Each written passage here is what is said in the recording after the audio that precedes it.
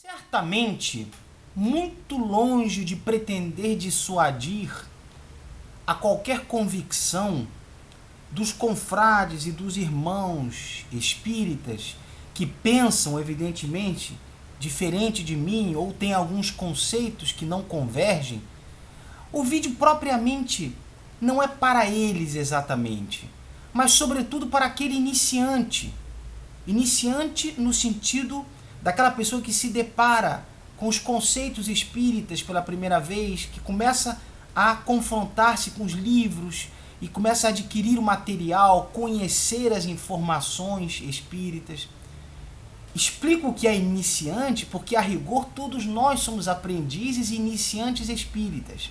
A tese não é minha, a tese é de Divaldo Pereira Franco, porque a grande verdade é que nós só trabalhamos os conhecimentos espíritas, nós só lidamos com os conhecimentos que a espiritualidade permite que nós conheçamos, de acordo, naturalmente, ao patamar evolutivo em que nos encontramos. As verdades vão sendo trazidas de maneira, como diz no ditado, a não colocar o carro na frente dos bois, de maneira que possam ser assimiladas e possam ser compreendidas e que não se gere uma confusão. É evidente que muitas das informações espíritas, desde o momento da codificação até o presente instante, é claro que não serão compreendidas por todos, porque nem todos estão no mesmo degrau evolutivo e de compreensão ou de inteligência ou de interesse. Mas por certo que o conhecimento vai acompanhando uma lógica de maneira a não atrapalhar, e sim edificar. Por isso a explicação do iniciante. Todos somos iniciantes, não temos acesso a todo o material que tem a espiritualidade. É a espiritualidade que permite que esta ou aquela informação seja fornecida a nós e assim nós possamos estudá-la e compreendê-la. Portanto, se não temos acesso a todo o material, só temos acesso àquilo que nos é permitido, somos todos iniciantes. Não sabemos até onde vai o conhecimento espiritual por completo, porque eles têm e nos dão aquilo que nós podemos compreender.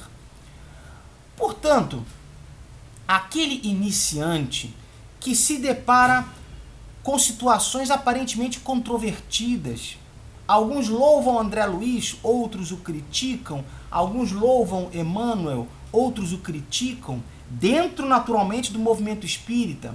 Eis que o não espírita, o leigo, por assim dizer, ele sequer sabe quem foi André Luiz ou quem foi Emmanuel, ele não tem esse conhecimento.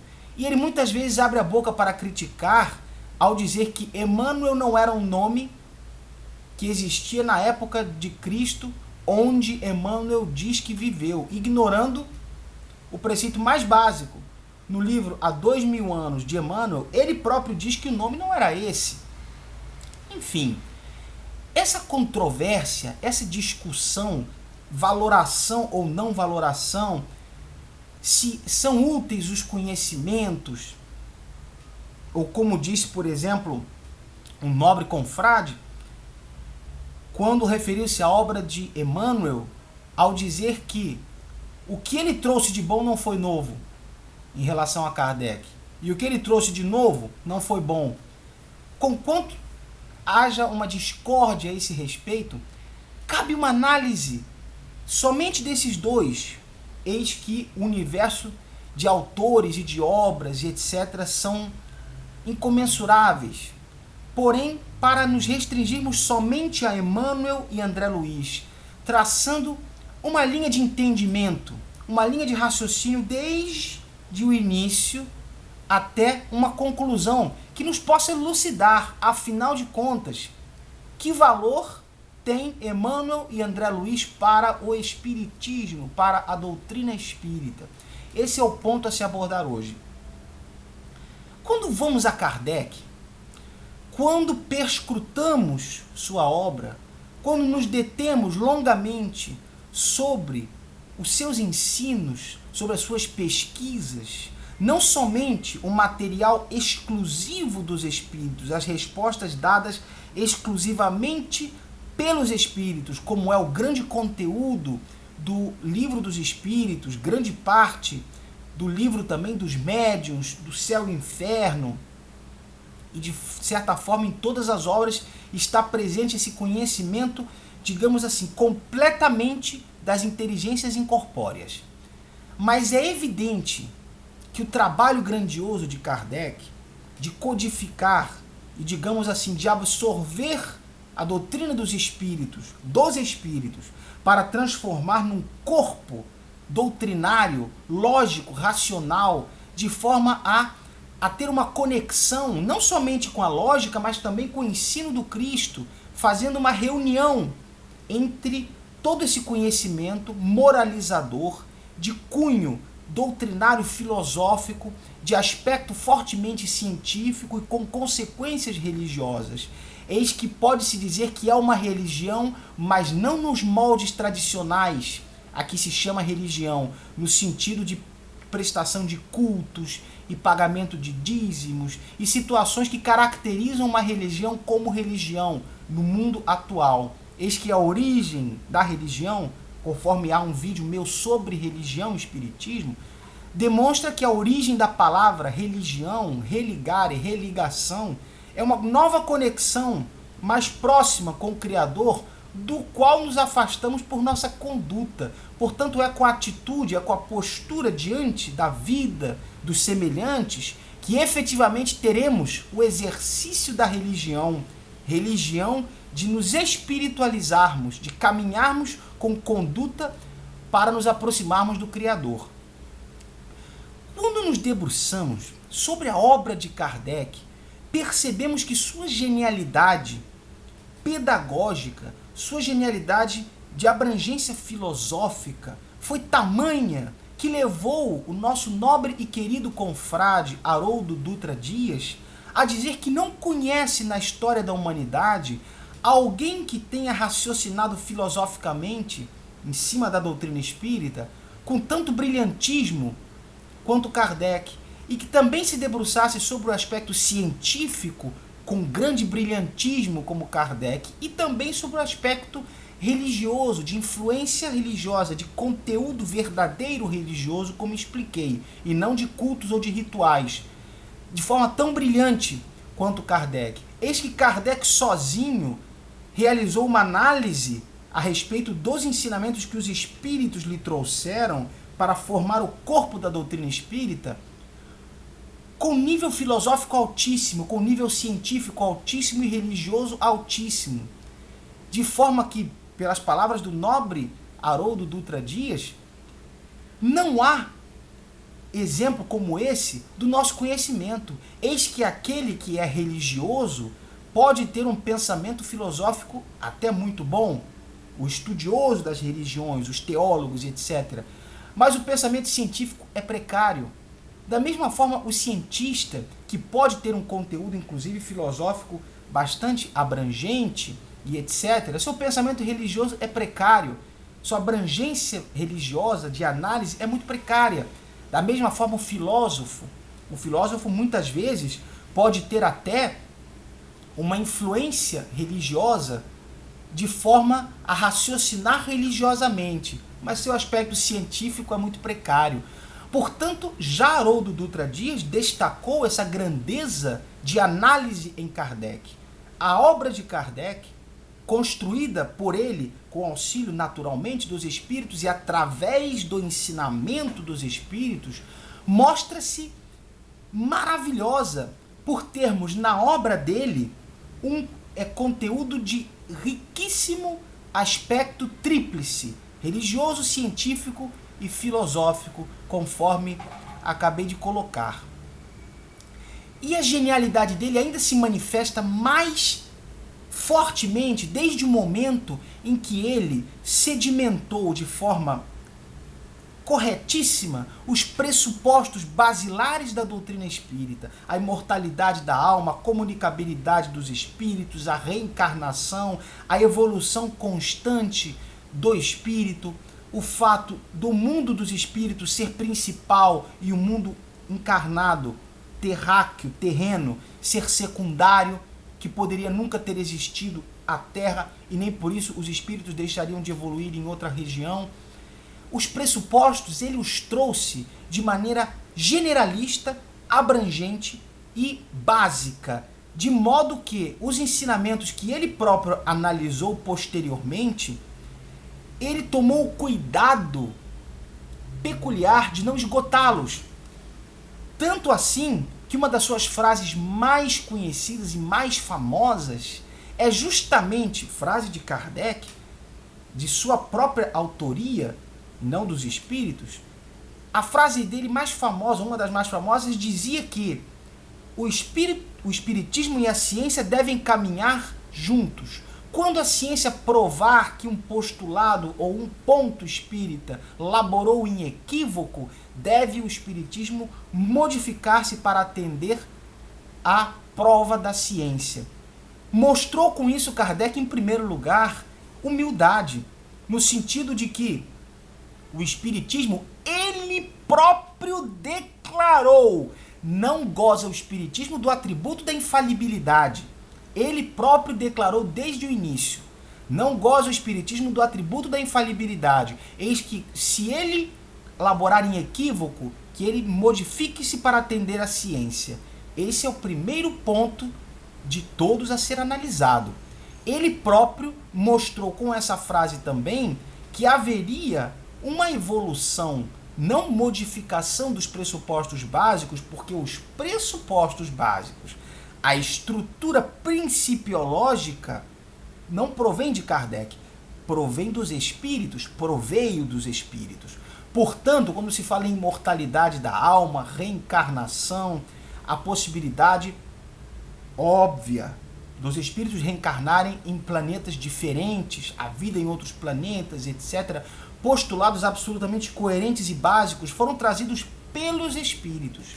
Portanto, esse panorama inicial nos mostra a lucidez de Kardec, porque os pontos que Kardec trabalhou, que seriam mais minuciosos, digamos que os pressupostos básicos da doutrina espírita trazida pelos espíritos são as raízes. Kardec trabalhou naturalmente os caules, trabalhou os galhos, mas ele tomou o cuidado de não completar todas as folhas desta árvore, de maneira a não esgotar o tema, de maneira a permitir que novas folhas fossem surgindo à medida em que houvesse a necessidade, e com isso também os frutos.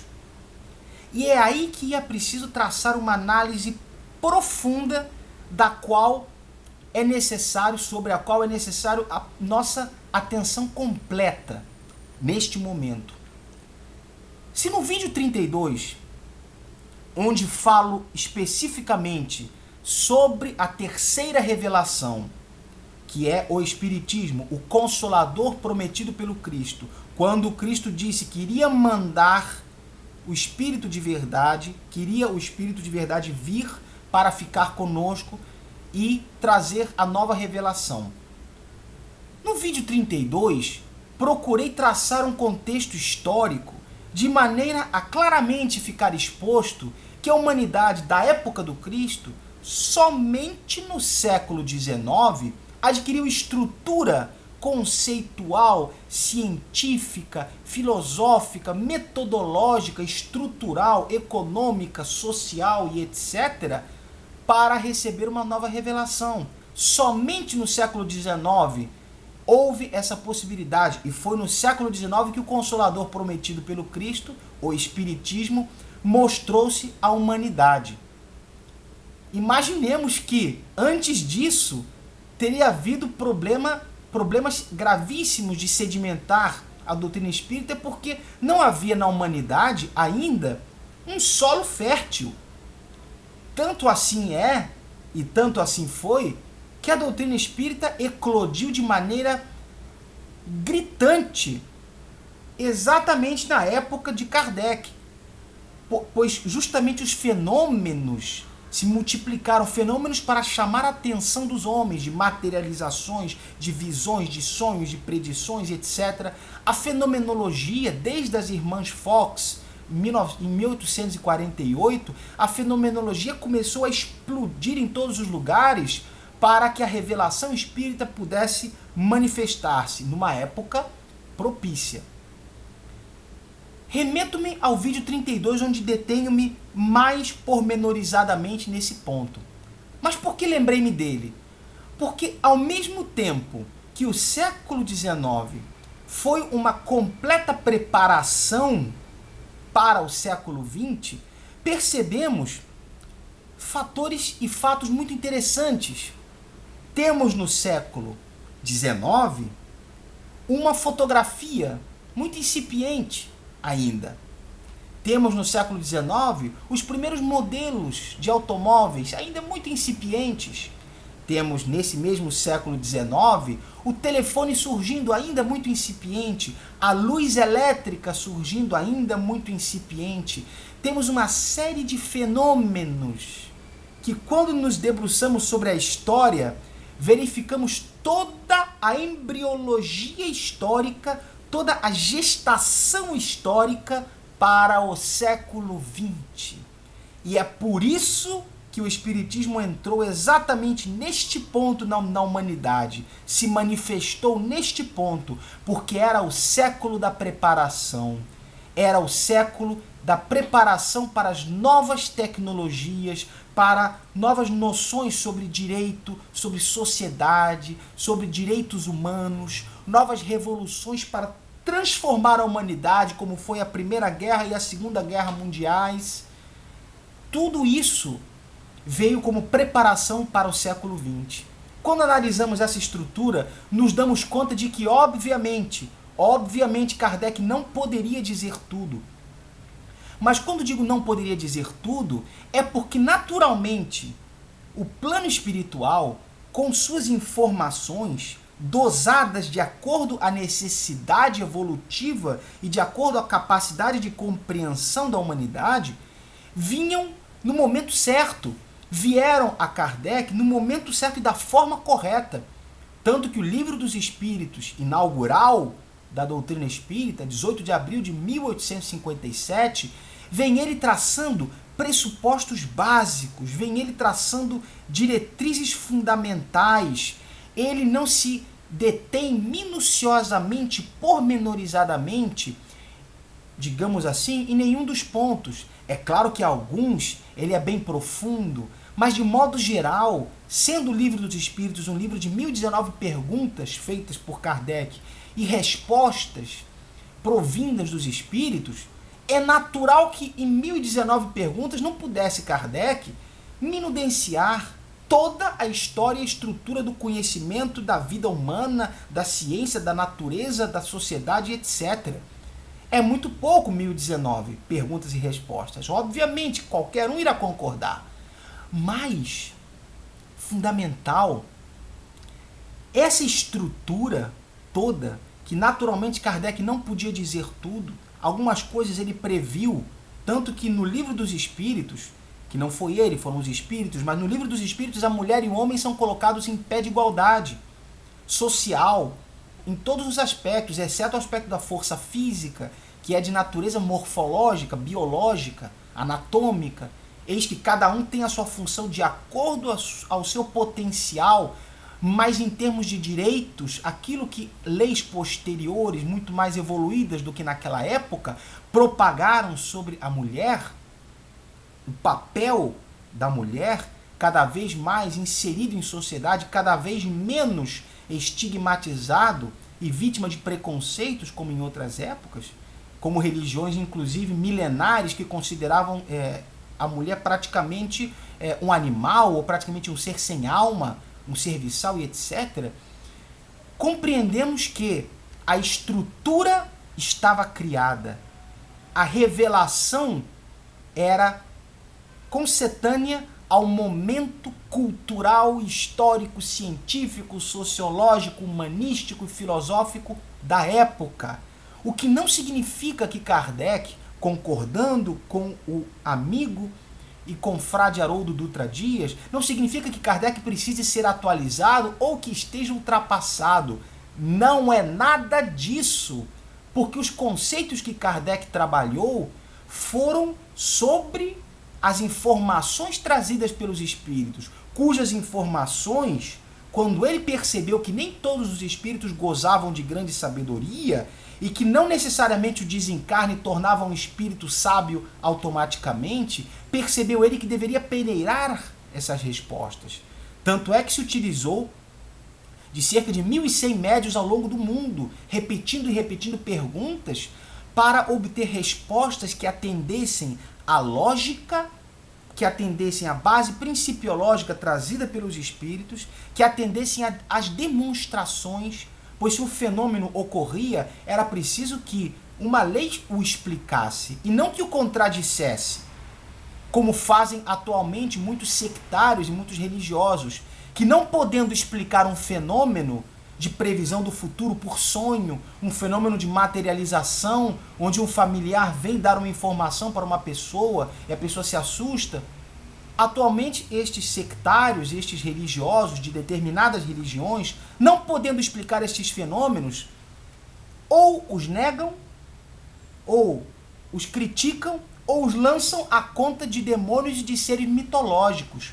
Como se demônios e seres mitológicos pudessem trazer, dentro da lógica do pensamento deles, pudessem trazer boas informações, auxílio, orientação, palavras de amor, carinho. Dizem eles que o demônio tem muitas artimanhas e artifícios, mas convenhamos, fazer o bem por décadas e décadas e décadas, com finalidade de iludir alguém para algum mal, são situações aparentemente e consequentemente incompreensíveis. Mas vejamos, voltando, Kardec, portanto, ao lançar essas pérolas, ao lançar o caule, as raízes de toda essa estrutura, não limitou ele o tamanho do jardim, o tamanho da floresta.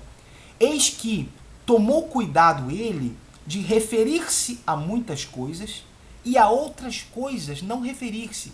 É por isso que no vídeo onde procuro falar da pureza doutrinária, não para criar uma nova e suposta pureza doutrinária, mas para lançar um questionamento sobre os critérios utilizados por determinados pesquisadores do espiritismo, estudiosos, que têm o nosso máximo respeito, conquanto não concordemos em muita coisa com eles, questionar esses pressupostos. Pessoas que dizem que determinado conceito não tem base doutrinária, como se Kardec pudesse ter falado sobre tudo, como se Kardec pudesse lançar em pleno século XIX discussões a respeito de temas que sequer existiam, como bebê de proveta, como inseminação artificial e situações das mais diversas. Quando falam, por exemplo, da questão das Pleiades, de Alcíone, quando toca-se no tema controvertido e muito discutido em sede doutrinária espírita das crianças índigo, crianças cristal, que determinadas associações espíritas, por exemplo, a Associação de Pedagogia Espírita, criticam por não haver base doutrinária, situações conflitivas. A questão que tentei levantar em outro vídeo, mas talvez não tenha feito com a eficiência necessária, a questão não é procurar se Kardec falou a respeito. A questão é procurar se Kardec lançou algum conceito ou buscou alguma explicação que condenasse ou impossibilitasse tamanha ideia. Se realmente ele negou aquela possibilidade, se ele disse jamais, em tempo algum, os espíritos me dizem que poderão renascer crianças vindas de Alcíone e vindas de esferas superiores, diferentes, para reencarnar na Terra e ocorrer um desenvolvimento mais acelerado da população terrestre. Ele não falou sobre isso negando esse aspecto.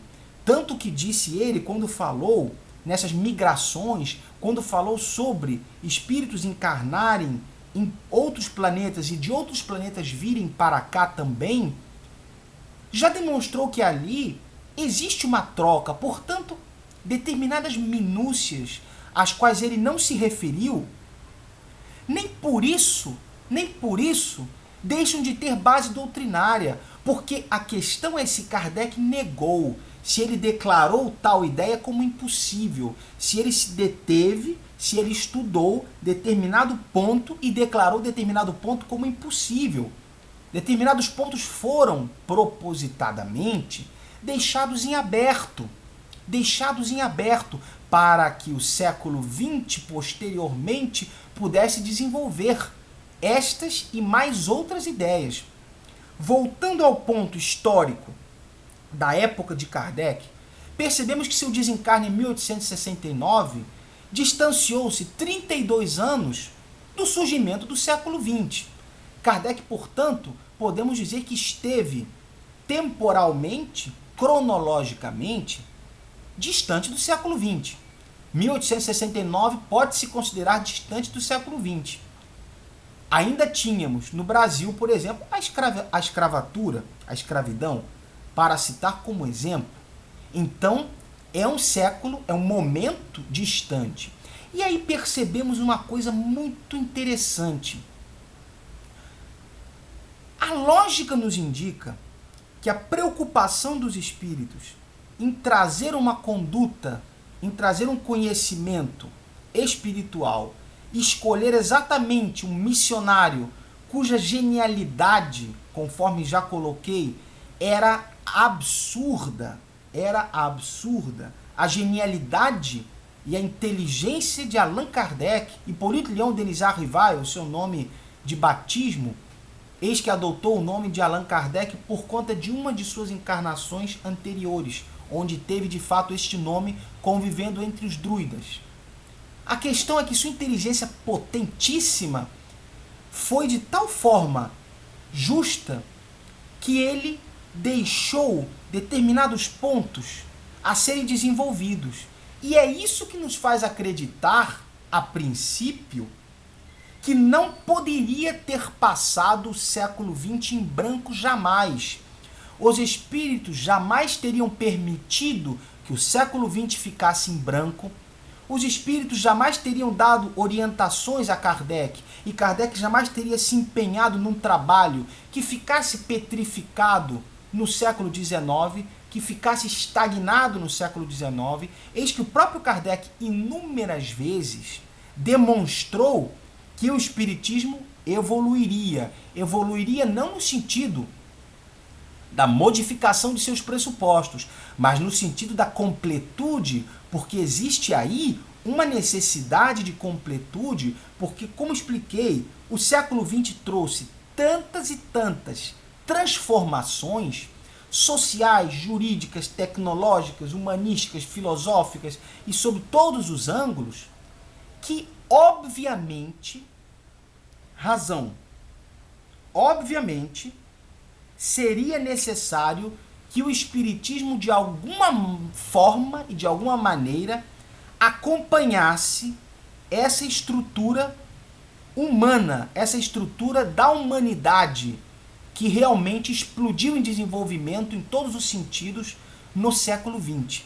Naturalmente, guerras e situações deploráveis, mas a humanidade transformou-se no século XX, certamente, muito mais do que em 2000 anos desde a vinda do Cristo. A transformação em âmbito geral foi realmente assombrosa. O conhecimento adquiriu uma fluência a ponto de que nenhum ser humano da Terra consegue acompanhar sequer metade da velocidade ou um décimo da velocidade do conhecimento na Terra. Precisaria ele 24 horas estar conectado com todas as estruturas de pensamento científico, filosófico, sociológico, etc. É impossível a qualquer ser humano acompanhar a velocidade atual do desenvolvimento e da propagação do conhecimento. É natural e lógico que o século XX necessitasse deste impulsionamento promovido pela doutrina espírita. Se pensarmos que a primeira obra de Kardec, em 1857, distancia-se 12 anos, ou melhor dizendo, 11 anos, da última obra, Gênesis, e 12 anos do desencarne de Kardec, entendemos que teve ele, desde 1857 até o seu desencarne, somente 12 anos para analisar todo aquele complexo que estava vindo à tona em suas mãos. Naturalmente, ele iniciou antes de 1857, desde 1855, que já o seu estudo já estava avançando. Temos, na melhor das hipóteses, portanto, 14 anos de trabalho efetivo de Kardec nesse sentido.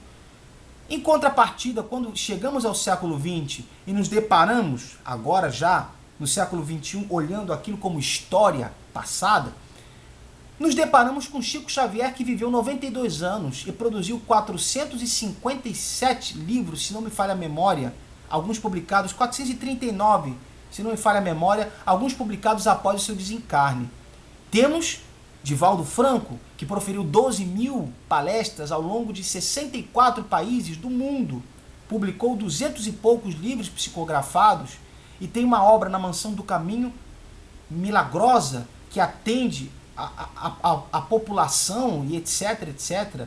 Temos missionários. Divaldo Franco fará em maio 85 anos. Grande parte deles dedicados à causa espírita. Entendemos que missionários desse porte foram necessários para o impulsionamento no século XX.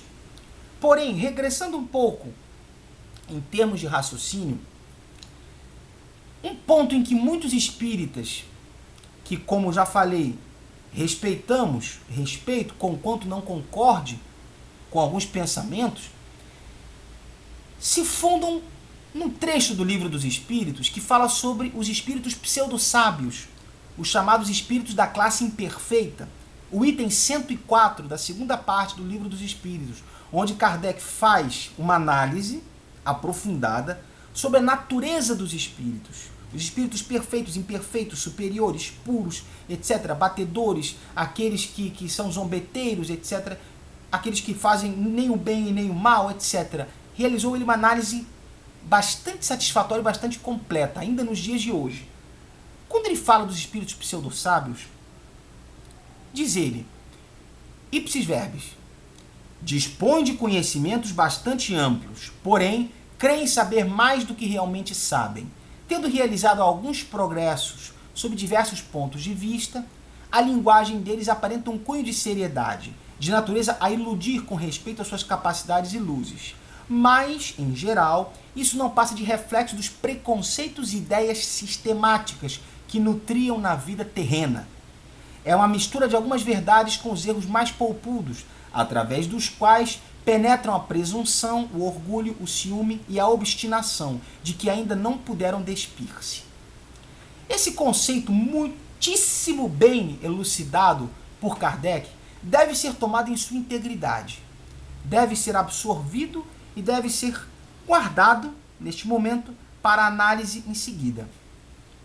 Quando entramos no século XX e nos deparamos com a história de Chico Xavier, o papel moralizador da existência de Chico Xavier, quando vemos a obra que produziu, as caridades que fez, a doação dos direitos de suas obras, o caráter do missionário, a elevação espiritual, quando percebemos a figura do Chico Xavier, não necessariamente abonaremos cegamente, porque ele próprio nos aconselharia a não fazer isso.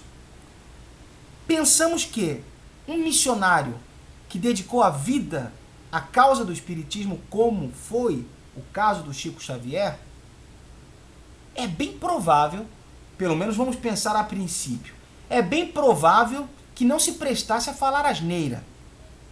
É bem provável que não viesse com essa missão e com esse intuito de iludir e de ludibriar e prejudicar a doutrina espírita. Quando conhecemos a fundo as obras psicografadas pelo missionário Chico Xavier, percebemos que ali há muita seriedade e merece, em primeiro lugar, respeito.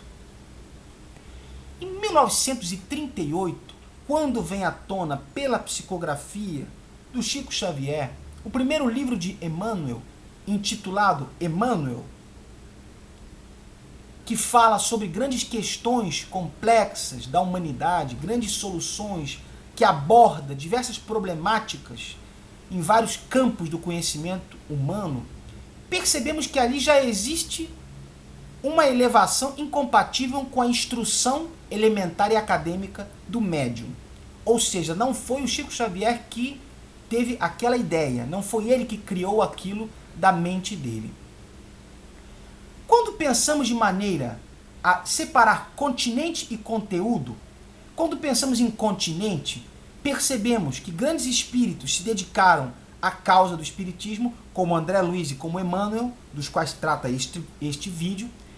Pensamos em continente, espíritos missionários que se esforçaram, que trabalharam para trazer livros de conhecimentos, de instruções, de orientações, pregando o bem, a caridade e etc., através de uma pessoa encarnada da mais alta estirpe de moral e de caráter, como era o Chico Xavier.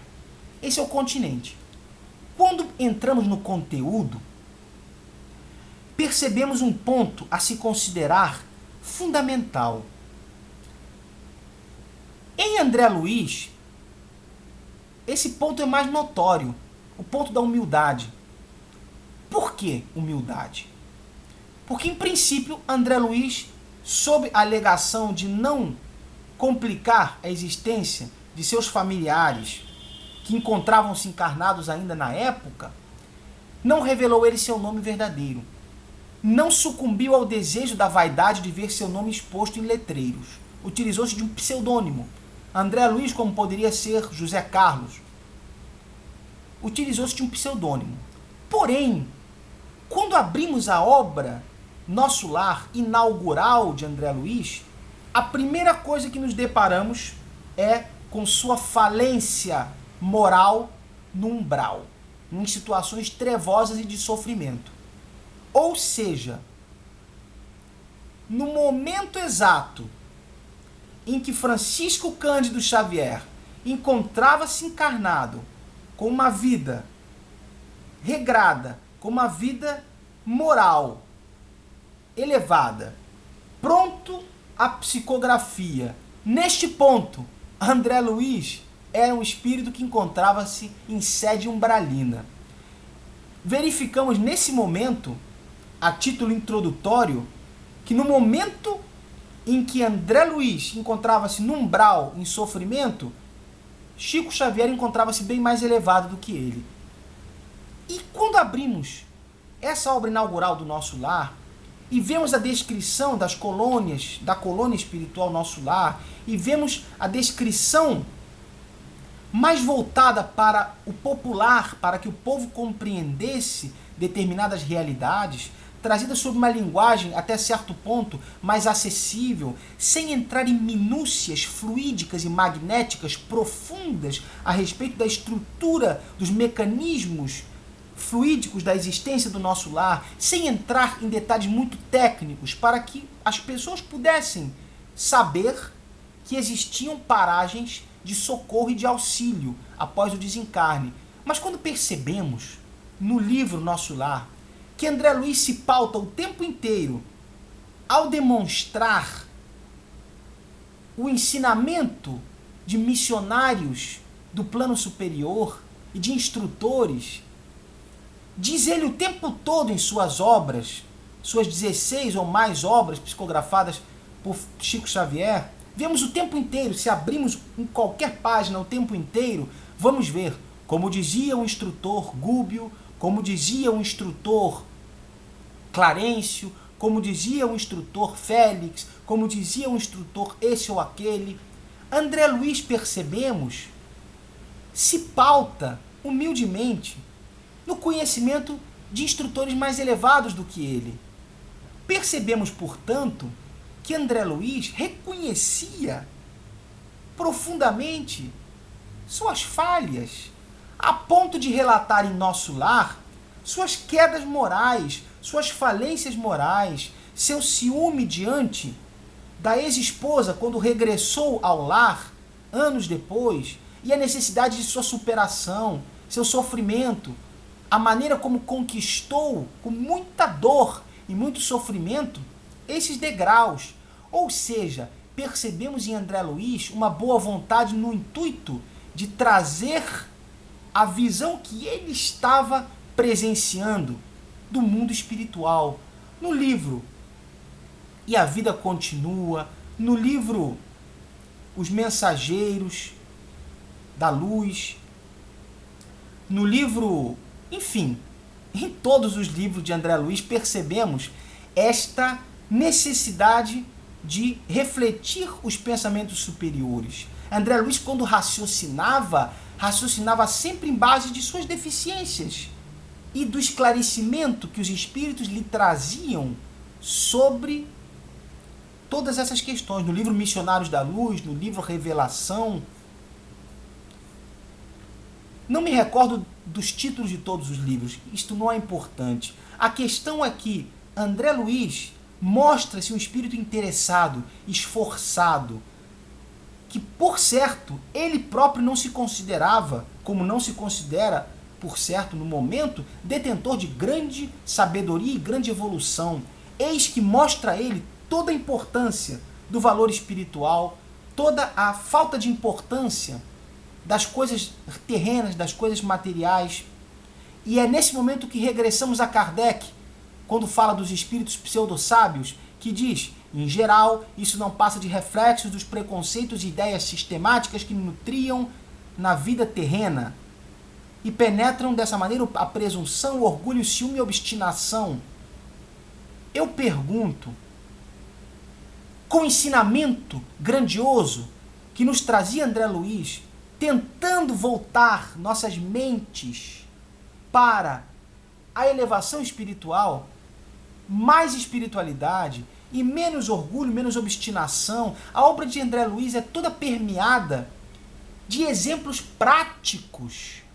É uma obra belíssima e profundamente apaixonante, porque André Luiz nos mostra casos concretos, histórias de vida terrena, em forma de novela, em forma de realidade, de vida, de dia a dia, mostrando o papel negativo que o orgulho exerce em plano espiritual, quando o vivenciamos na Terra, a maneira como regressamos, encarnação após encarnação, nutrindo os mesmos vícios e padecendo por eles. Nos mostra André Luiz, em termos de análise espiritual, analisando fluidicamente as situações na Terra, as dificuldades que os espíritos sofrem. No livro Sexo e Destino, livro maravilhoso, há uma audionovela também maravilhosa sobre este livro, muito bem feita e muito maravilhosa, que particularmente tive a oportunidade de ouvi-la 8 vezes, fora as vezes que li o livro.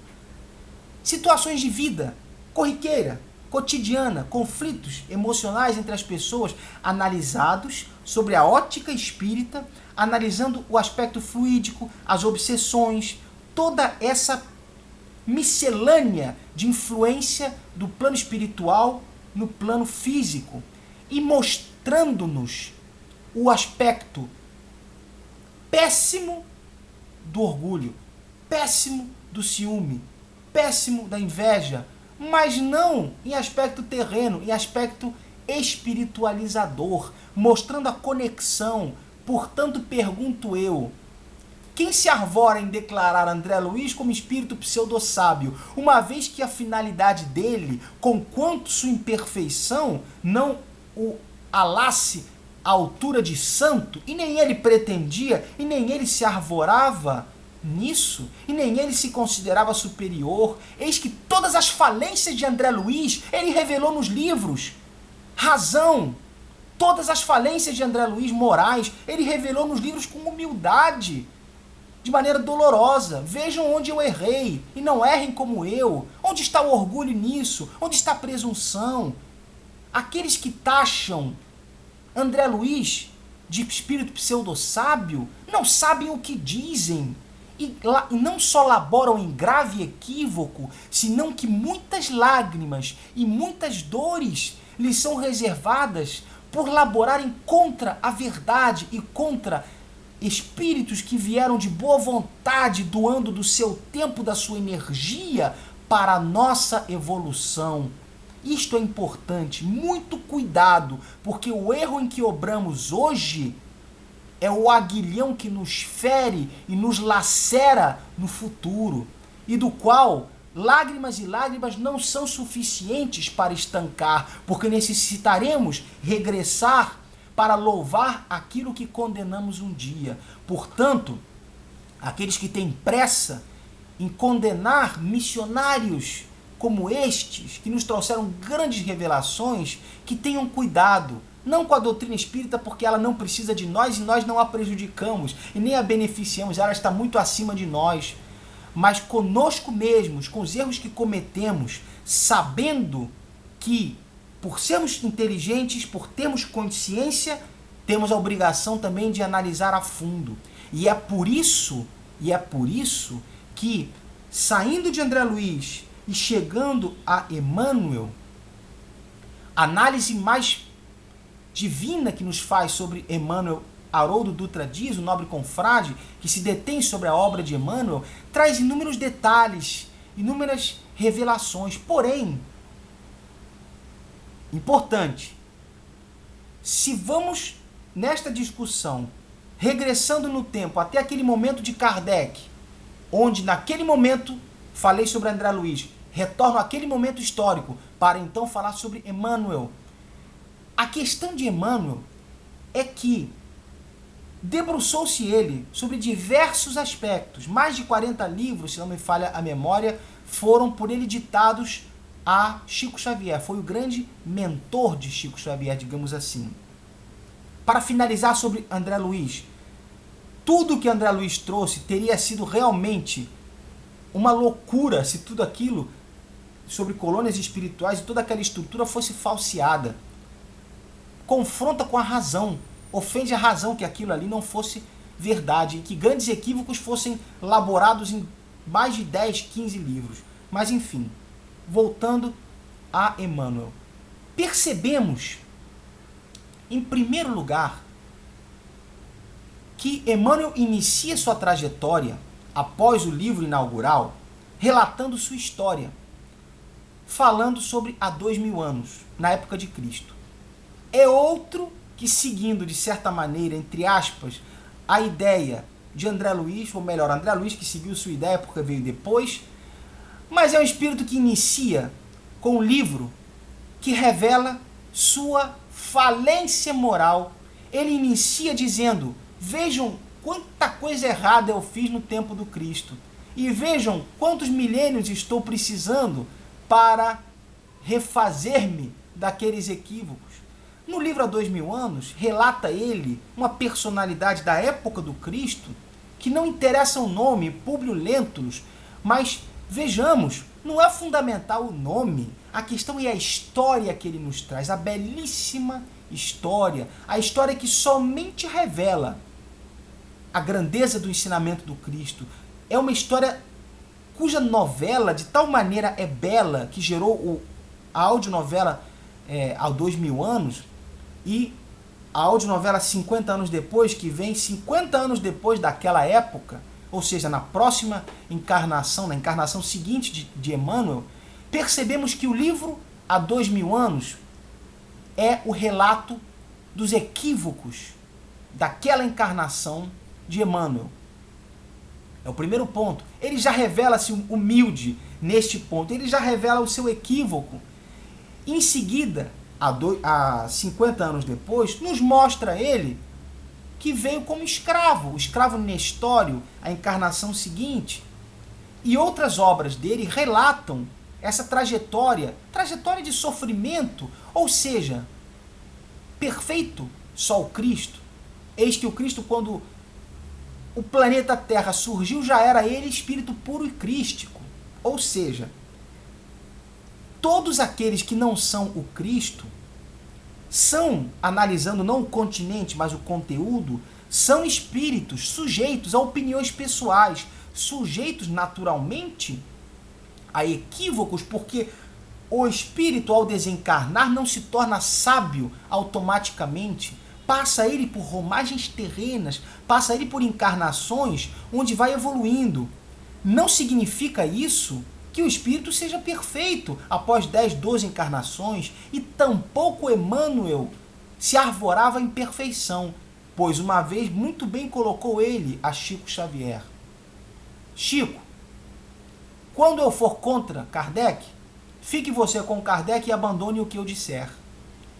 Esta é a prova cabal, clara, inequívoca, inconfundível e irrefutável de que Emmanuel não se considerava infalível.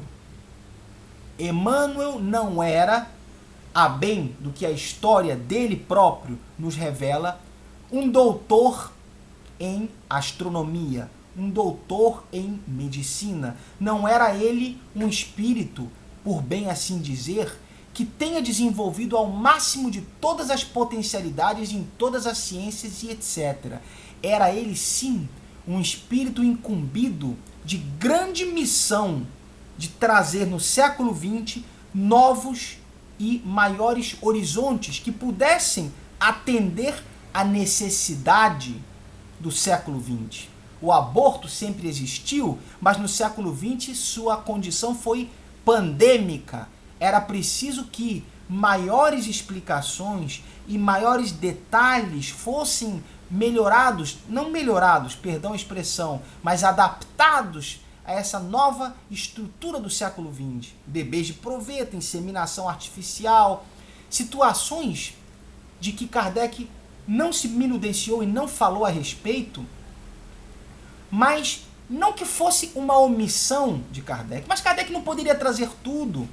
Era preciso que as pessoas compreendessem, em primeiro lugar, o que era uma reencarnação, diferenciá-la da metempsicose, mostrar que não reencarnamos em animais, que nossa estrutura perispiritual é incompatível com a estrutura do animal irracional. Portanto, Kardec precisava lançar as estacas, as colunas basilares, a estrutura principiológica, as raízes, o alicerce da doutrina espírita, para que missionários posteriormente dedicassem décadas e décadas e décadas que Kardec não teve, como já mostrei, no máximo 14 anos de encarnado dedicados 100% ao espiritismo.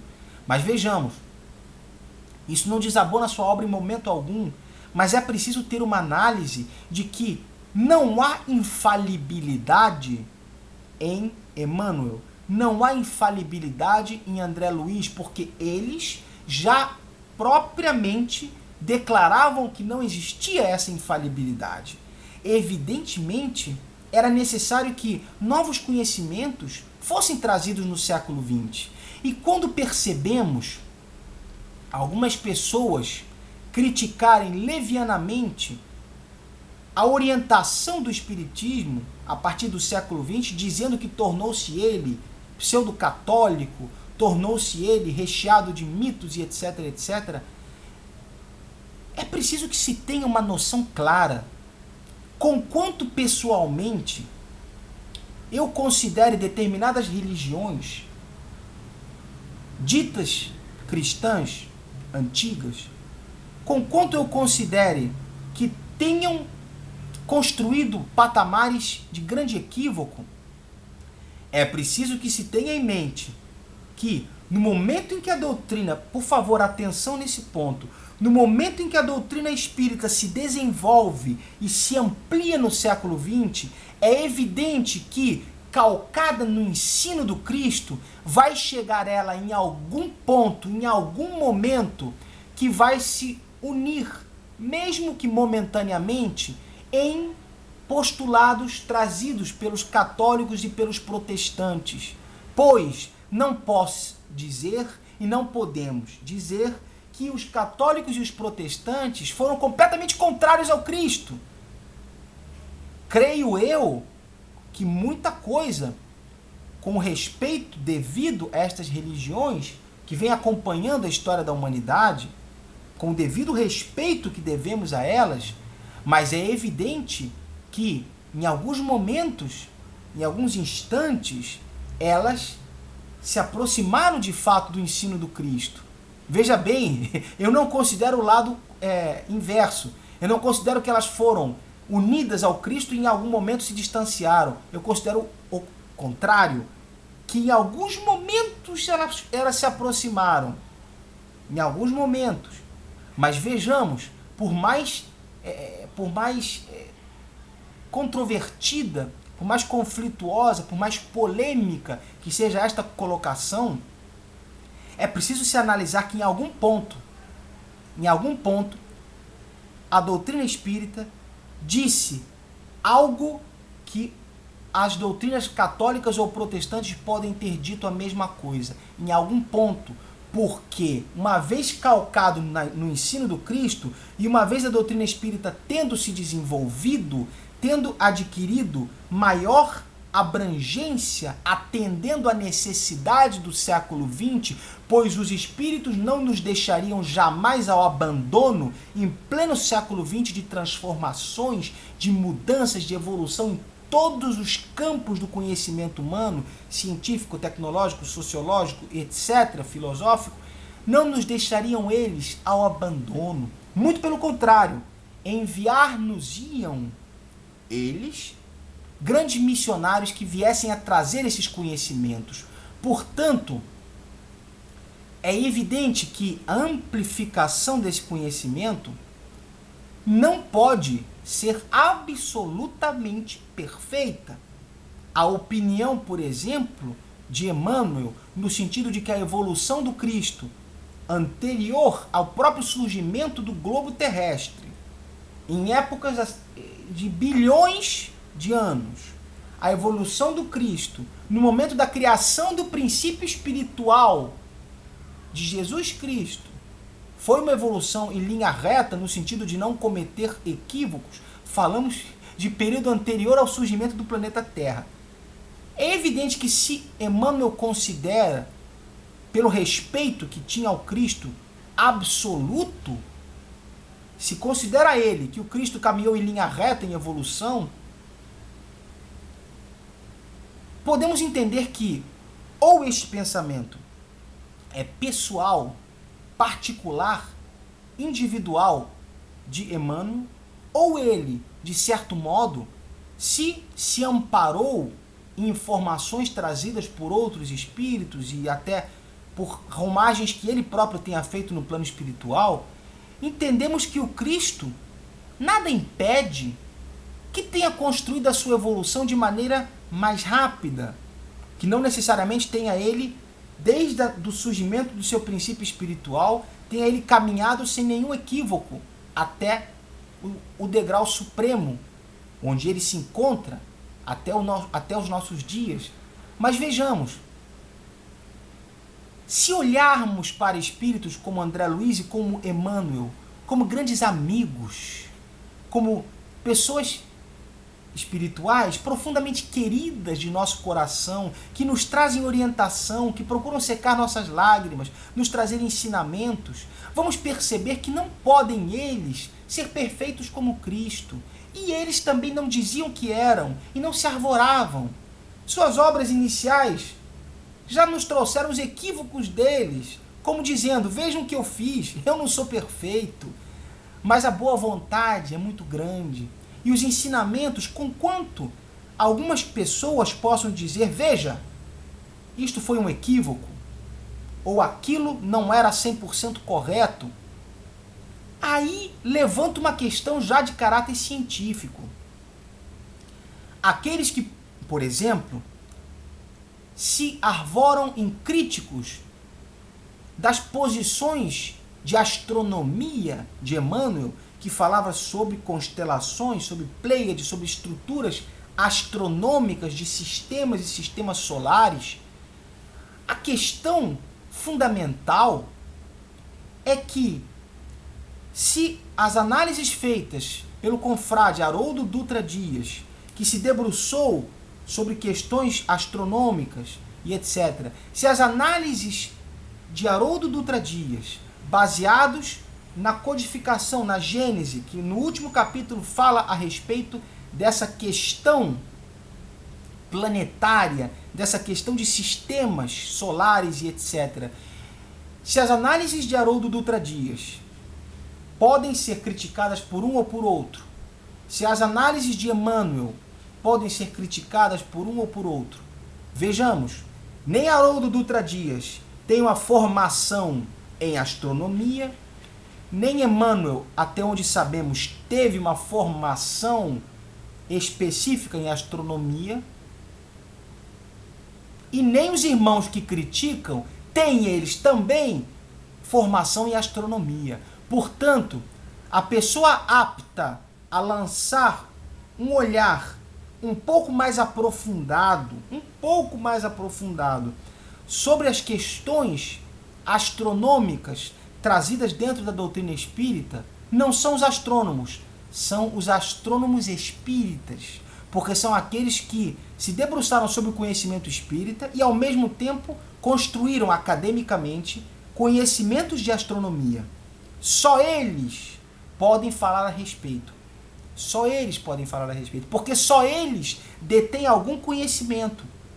Eis que já foi relatado uma vez por Haroldo Dutra Dias que em determinado momento houve uma crítica no livro Evolução em Dois Mundos, uma crítica científica de biólogos que na época apontaram supostos enganos na obra de André Luiz, psicografada por Valdo Vieira e Chico Xavier. Alguns biólogos, alguns cientistas apontaram supostos equívocos, no que Emmanuel e André Luiz redarguiram. Não estamos enganados. Eles é que precisam estudar um pouco mais.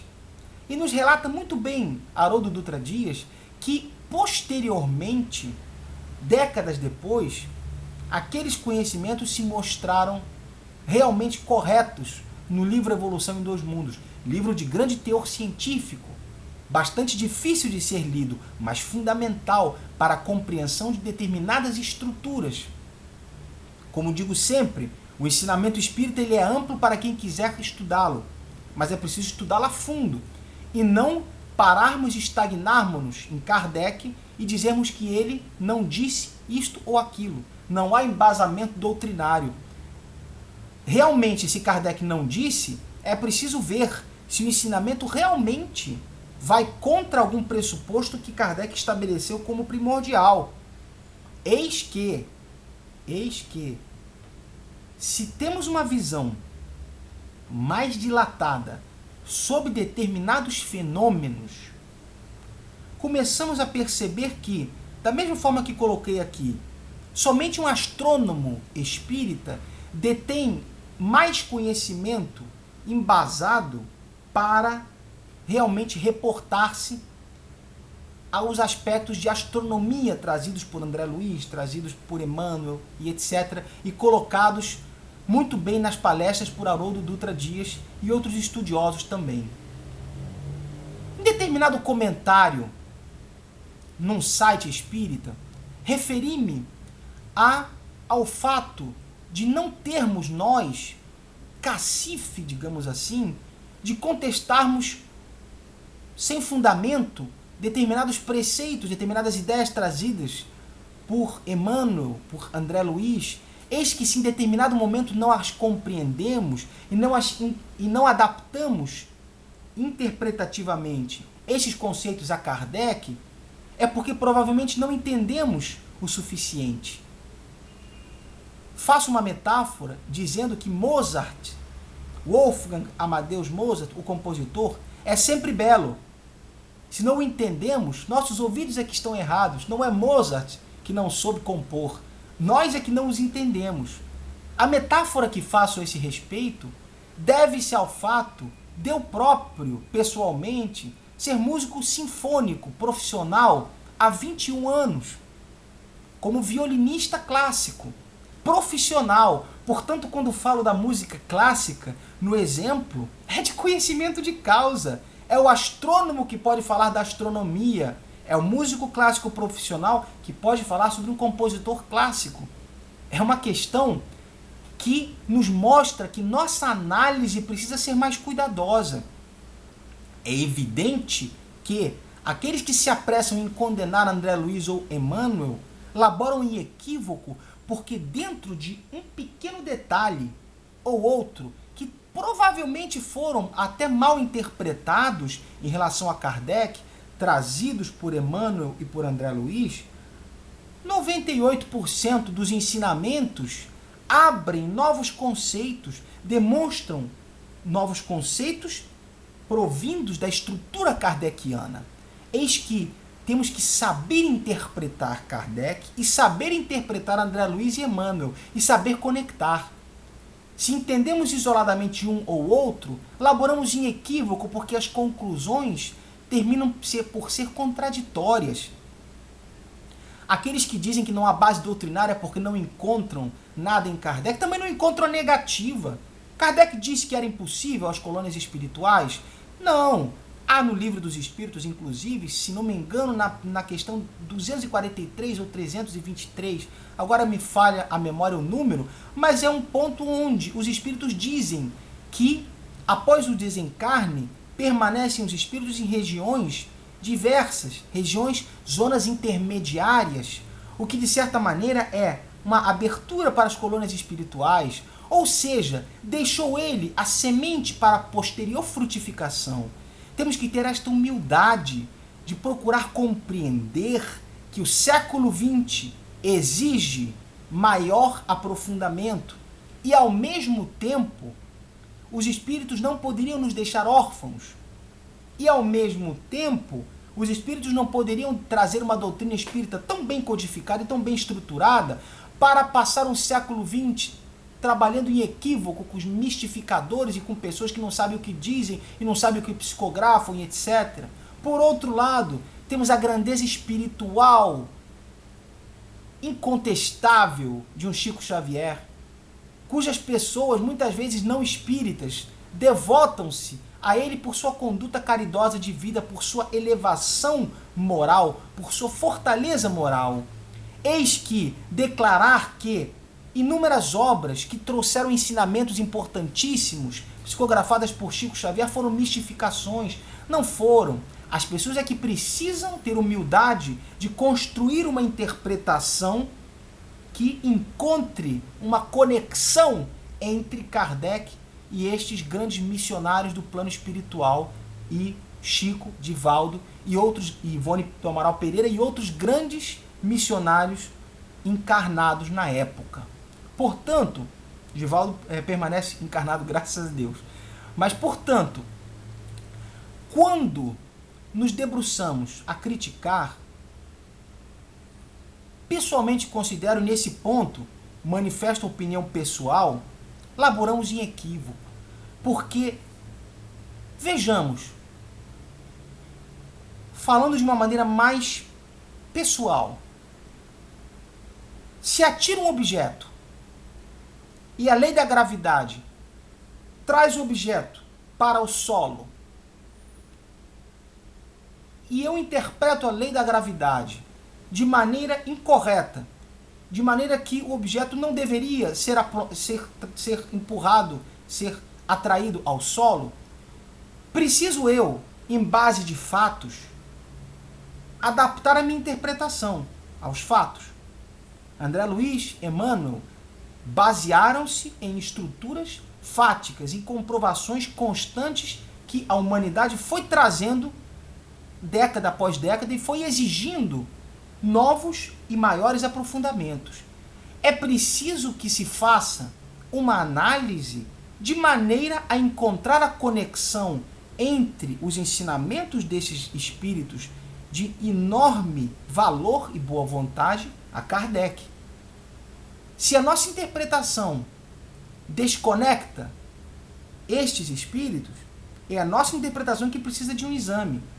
Se minha interpretação me diz que o objeto não deveria ser atraído para o solo quando eu atiro, e sim para o teto, minha interpretação da lei da gravidade é que está incorreta. Não é a lei da gravidade que tem que se modificar. Não são os estudiosos da lei da gravidade que explicam essa atração que devem modificar seus preceitos.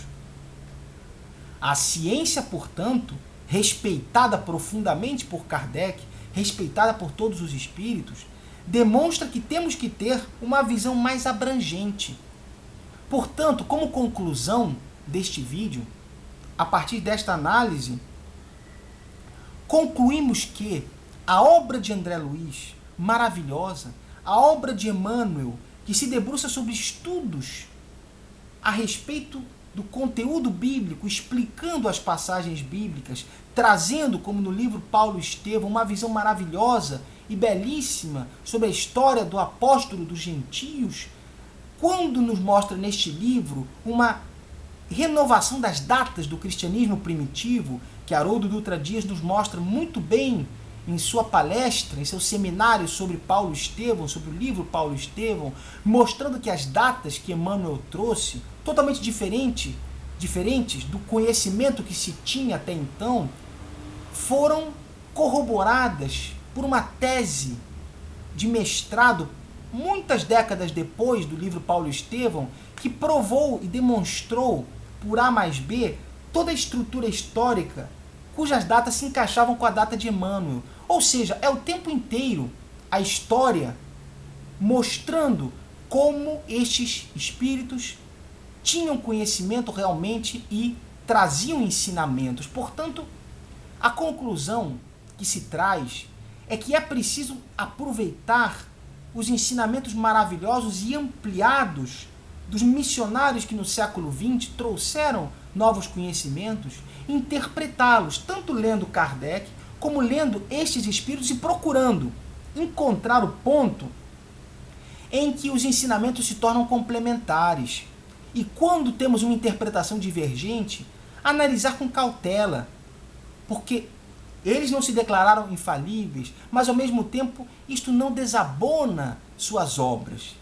São espíritos de grande valor que nos trouxeram grandes visões e grandes ensinamentos que temos que procurar uma análise mais lúcida e menos fanática. Eis que o fanatismo, conforme digo no vídeo número 7 desta série, é aquela questão que não admite contestação, não admite diálogo. Quando digo, pessoalmente, que não reconheço em ninguém autoridade para contestar André Luiz e Emmanuel, me refiro ao sentido de que esses espíritos, conquanto não fossem perfeitos, encontram-se eles muito mais elevados do que nós. Não temos nós ainda a estrutura e o ângulo de visão que têm eles. Então, quando nos apressamos em questionar como um estimado colega, como um estimado irmão espírita que lançou um ponto do qual divergi completamente, mas é interessantíssimo de se trazer à tona, onde, segundo ele, Emmanuel dizia que a saúde não estava nos medicamentos e que naquele momento estava surgindo a penicilina e que recobrava a saúde das pessoas que tinham infecções. Portanto, Emmanuel contradisse a ciência. Quando abri o trecho no livro de 1938 intitulado Emmanuel, sobre questões controvertidas da humanidade, problemas, etc., quando me deparo com a mensagem, me dou conta de que é uma das mais belas mensagens que tenho lido, porque Emmanuel não diz que os remédios não trarão a saúde. Emmanuel diz que a verdadeira saúde é a saúde da alma, é a saúde do psiquismo, é a saúde integral, que os medicamentos químicos apenas curam sintomas, mas as doenças encontram-se em sede perispiritual. É necessário que a medicina se esforce em entender o indivíduo como um todo, em utilizar-se, sim, de homeopatia, de fitoterapia e etc. Ou seja, a medicina verdadeira, cada vez mais sendo desenvolvida no nosso tempo, é a medicina que atenda à espiritualidade.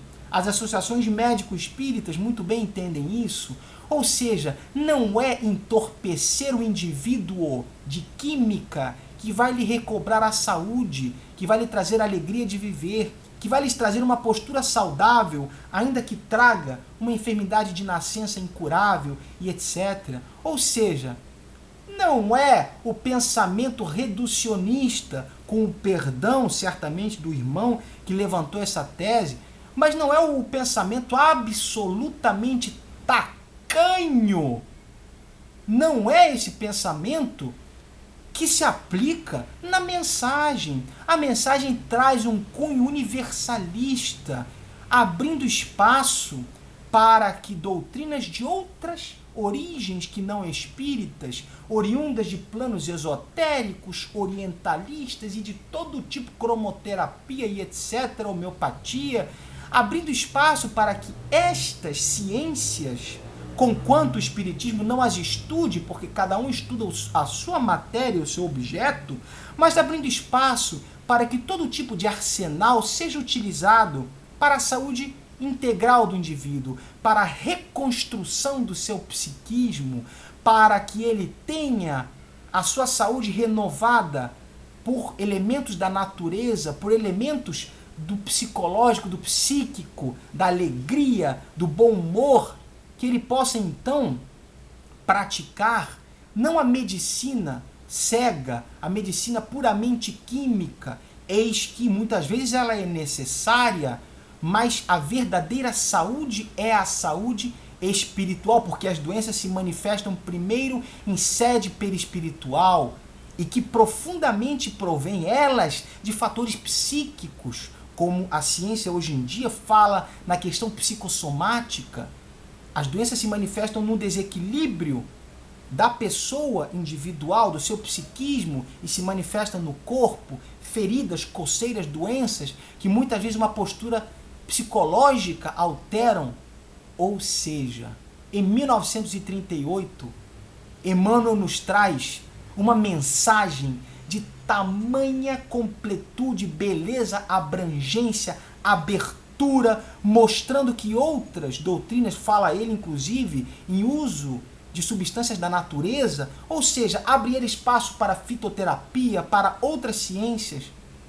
E, no entanto, um irmão espírita a quem devemos respeito utiliza-se desta mensagem, de uma frase onde Emmanuel diz que a química não será a razão da saúde, para condenar o trabalho de um missionário como Emmanuel.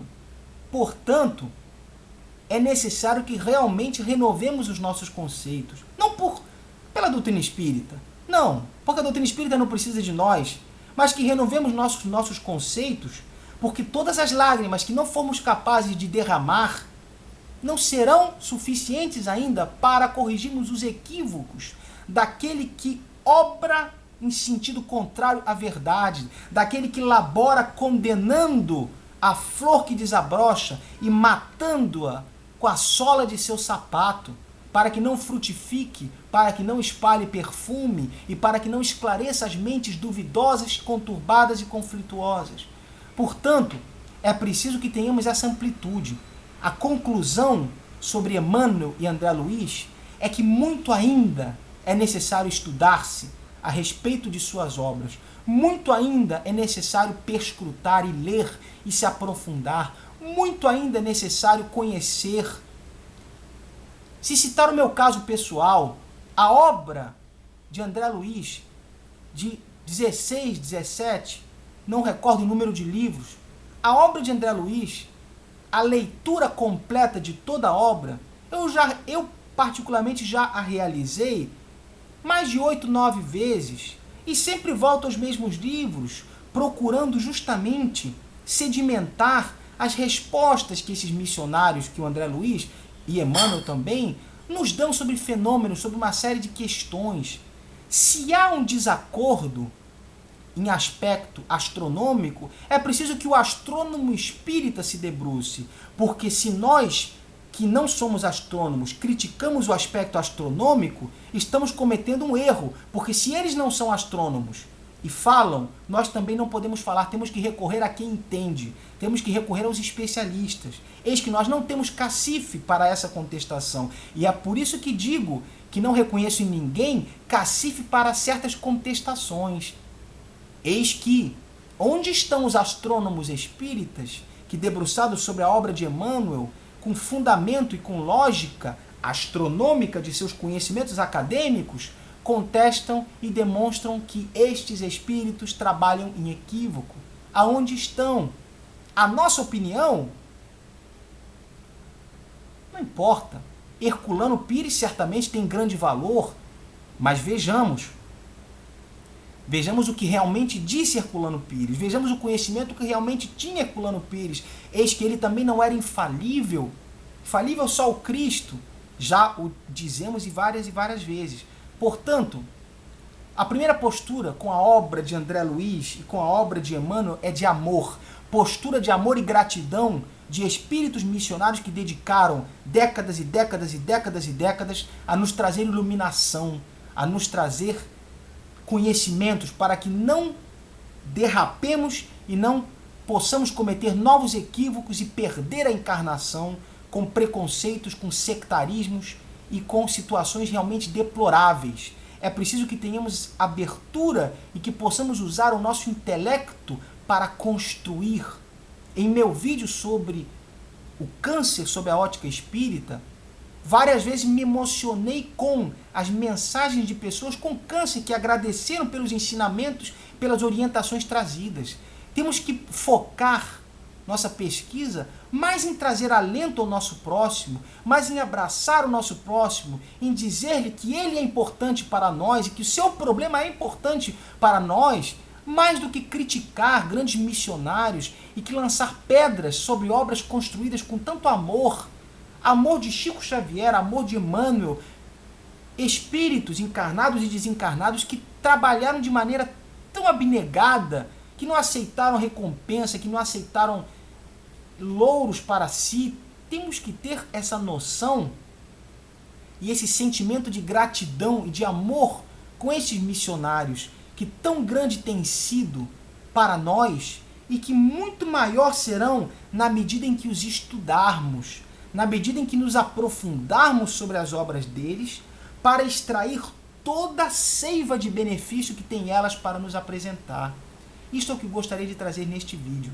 E pedir, certamente, ao final do vídeo, meus sinceros agradecimentos a quem teve a paciência de assisti-lo e, naturalmente, perdão e sinceras desculpas a meus nobres amigos confrades espíritas que, conquanto em alguns pontos não pensem da mesma maneira que eu, lhes devoto gratidão pela análise que me forçam a fazer, estima, porque todos estamos na ramagem terrena, caminhando para uma evolução e nos esforçando e derrapando e construindo evolução. Então somos, na verdade, todos nós irmãos. A família espiritual, da qual falo em outro vídeo, é a família que caminha em busca dos mesmos ideais de iluminação, de conhecimento, de amor, de gratidão, conquanto nem todos cheguem pelos mesmos caminhos. O importante é que, se um dia nos encontramos no plano espiritual, possamos nos dar as mãos e dizer: todos nós visávamos a evolução espiritual e visávamos ao bem.